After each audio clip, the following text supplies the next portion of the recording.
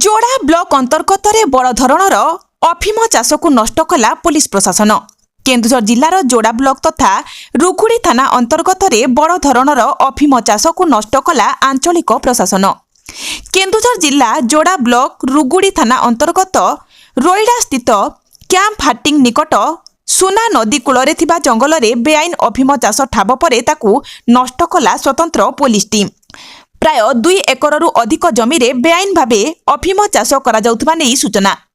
कौनसी विश्वस्त सूत्रु पुलिस खबर पाई बड़बिल उपखंड आरक्षी अधीक्षक देवेंद्रनाथ पिंगुआ प्रत्येक तत्वावधान में बड़बिल थाना अधिकारी अशोक कुमार नायकों नेतृत्व में पुलिस आज 2 जन मजिस्ट्रेट उपस्थिति रे एही अफिम चाष को नष्ट करिछि आंचलिक प्रशासन।